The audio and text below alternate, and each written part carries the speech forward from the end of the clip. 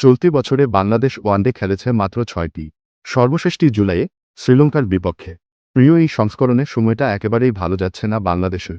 ৬ ম্যাচে জয় মাত্র একটিতে। তবে সামনের সুযোগ আছে পরিসংখ্যানটা পাল্টে দেওয়ার। আজ শুরু হচ্ছে আফগানিস্তানের বিপক্ষে ৩ ম্যাচের ওয়ানডে সিরিজ। আবুধাবিতে প্রথম ম্যাচে কেমন হতে পারে বাংলাদেশের একাদশ? শ্রীলঙ্কা সিরিজ দিয়েই মেহেদী হাসান মিরাজের নেতৃত্বে যুগে প্রবেশ করেছে বাংলাদেশ। প্রথম পরীক্ষায় অবশ্য ২-১ ব্যবধানে সিরিজ হেরেছিল দল। সেই সিরিজে ওপেন করেছিলেন তানজিদ হাসান ও পারভেজ হোসেন। আফগানিস্তানের বিপক্ষে টি-20 সিরিজেও এই দুজনই ওপেন করেছিলেন। ওয়ানডেতেও তাদের ওপেন করার সম্ভাবনা আছে। তবে প্রস্তুত আছেন সাইফ হাসান। সর্বশেষ টি-20তে 50 করা সাইফের আজ ওয়ানডে অভিষেক হওয়ার সম্ভাবনাই বেশি। তিনি ওপেন করলে ডানহাতি বাঁহাতি কম্বিনেশনও পাবে বাংলাদেশ। শ্রীলঙ্কা সিরিজে স্পিন বিভাগের নেতৃত্বে ছিলেন তানভীর ইসলাম। দ্বিতীয় ম্যাচে পেয়েছিলেন 5 উইকেট, পুরো সিরিজে 7টি।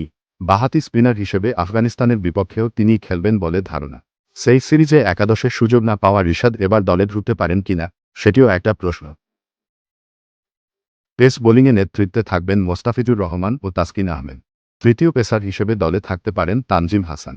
কাউকে বিশ্রাম দিলে সুযোগ মিলতে পারে হাসান মাহমুদ বা নাহিদ রানার।